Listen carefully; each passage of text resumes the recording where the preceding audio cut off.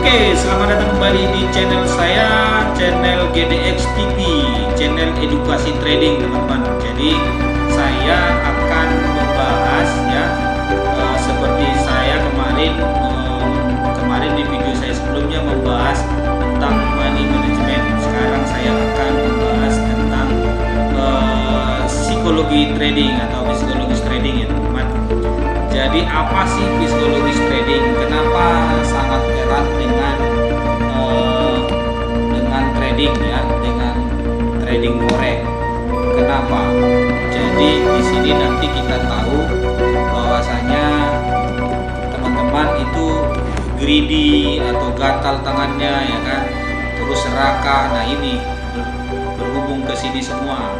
Kalau money management itu adalah tentang pengelolaan keuangan kita sebetulnya. Nah, psikologi trading ini karakter kita lah, ini karakter kita di dalam trading. Kalau misalnya contohnya orang berkarakter ya kan, kalau misalnya karakternya tenang, berarti dia cocok untuk di mana, bisnis apa kan gitu. Kalau dia karakternya contohnya apalagi contohnya cocoknya di kantoran, kalau dia misalnya sukanya menulis, mungkin jadi wartawan ya kan. Jadi begitu, psikologi trading ini hubungannya erat dengan kita, bagaimana kita memaksimalkan trading kita supaya lebih aman dan tentram, suasana hati ya, dan cenderung. Nah, psikologi ini apa dampaknya apabila kita contohnya trading nih tidak tenang, teman-teman punya masalah, ada masalah pribadi dengan pacar, dengan istri, dengan anak, bahkan dengan siapapun teman Anda pada saat itu, masalah pekerjaan, jangan coba-coba trading kalau tidak bisa mengendalikan karakter teman-teman ya. Kecuali ini hanya berbicara pengendalian berarti teman-teman ya. Sebetulnya kita berbicara begini, siapa sih yang nggak punya masalah di dunia ini? Di dunia ini setiap orang pasti punya masalah dan berbeda-beda. Namun apakah kita bisa trading? Tunggu selesai masalah? Nggak bakalan selesai teman-teman. Berarti kalau nggak bakalan selesai, teman-teman juga nggak bakalan trading ya kan gitu. Tapi bagaimana caranya kita mengkondisikan psikologi kita, psikologi trading kita supaya kita bisa trading? Nah, pemahamannya begini, teman-teman pada saat di situ lagi memiliki masalah besar, tetapi ketika teman-teman mau trading hari itu, aku mau trading. Nah, apa yang perlu kita lakukan? Kalau saya harus kendalikan diri saya dulu. Saya akan bayangkan diri saya itu, saya akan kendalikan dulu. Saya bilang, katakan pribadi, saya adalah orang kaya, saya adalah orang yang tidak punya masalah, dan saya akan trading dengan suasana tenang. Masalah saya tidak ada, apapun nggak ada. Jadi itu kita ngomong sama diri sendiri, pada saat itu baru kita trading. Artinya pada saat kita buka itu, meskipun apapun yang terjadi ya, mungkin kalau handphone kita mengganggu, kita matikan dulu. Terus kita ya misalnya utang-utang kita diam dulu, kita kesampingkan dulu, usahakan tidak ada telepon, nggak ada ini, supaya bisa kita fokus di dalam trading. Nah gitu sih, untuk mengendalikan psikologi kita.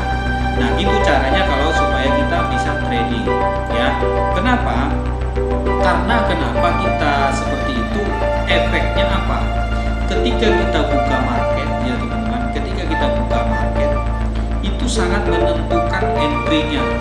Kalau kita emosi di situ ya, mungkin kita akan memperoleh yang namanya entry. Ternyata itu masih dibilang buy and resistance, sell and support. Jadi kita kadang-kadang di sell-nya di support terbawah, tapi buy-nya di resistance tertinggi kan gitu. Akhirnya apa? Kita mengalami yang namanya dilema. Akhirnya kita loss besar, bahkan margin call ya teman-teman, bahkan floating berhari-hari. Contohnya kita trading pasang sekarang, ternyata modal kita ini memang tahan untuk menahan floating minus itu, tapi 1 bulan. Nah jadinya nggak ada gunanya kita trading. Jadi itulah berhadapan dengan psikologi trading, strategi. Jadi teman-teman harus pahami bagaimana kita strategi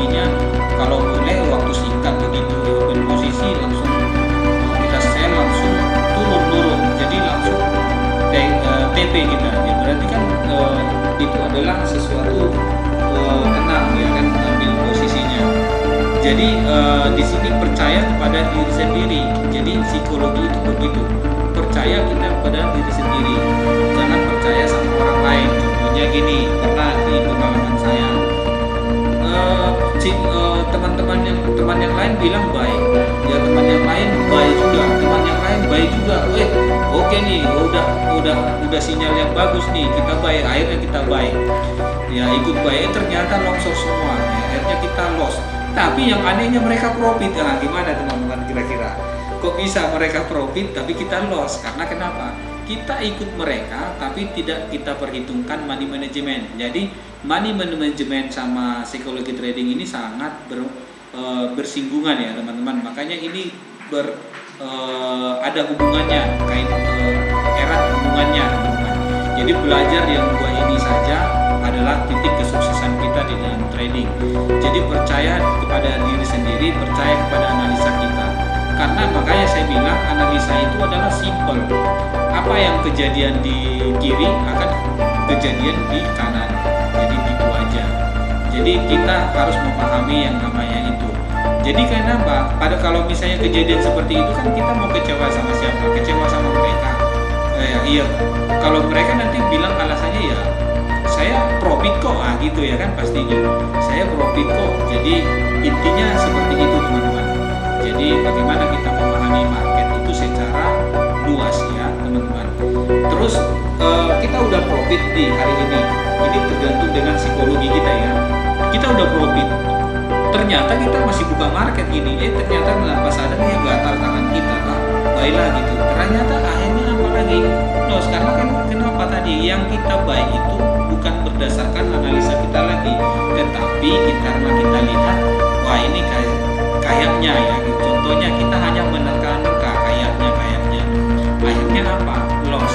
Begitu loss, akhirnya kita udah hari itu sudah turun profit, terakhirnya jadi loss. Jadi kesempatan itulah yang harus kita tanamkan di dalam diri kita, bagaimana memahami psikologi itu dengan bagus. Jadi untuk melatih ini teman-teman, sebetulnya kemarin saya sempat belajar kalau psikologi ini memang kita harus perlu belajar ya, belajar bagaimana cara kita mengendalikan diri kita ya, mengendalikan diri kita. Artinya itu butuh ketenangan, butuh kepercayaan diri, terus butuh juga memang nasihat dari teman-teman yang lain yang berpengalaman. Nah, ambil sisi positifnya dari mereka. Jadi seperti itu teman-teman.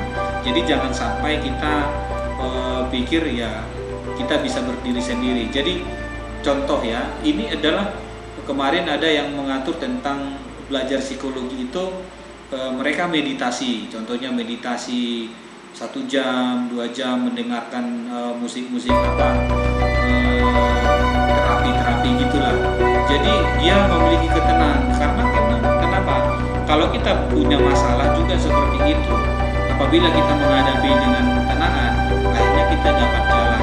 Sama dengan di psikologi trading, itu perlu apabila kita tenang hatinya, makanya kita dapat jalan untuk tadi aturan kita tergesa-gesa tadi, akhirnya kita lebih jernih berpikir, oh ini market masih posisi seperti ini, saya tidak trading, saya harus trading di sini dan jadi segini ya gitu. Jadi teman-teman bisa mengerti. Oke, mungkin itu saja dulu ya teman-teman untuk sekedar kulit luar dari psikologi trading. Semoga bermanfaat, dan jangan lupa ya teman-teman untuk like, subscribe agar saya selalu berbagi hal-hal yang bermanfaat khusus di dunia trading ya, trading forex. Nah, khususnya di market BTC USD atau Bitcoin ya teman-teman. Oke, mungkin itu saja dulu. See you next time. Bye bye.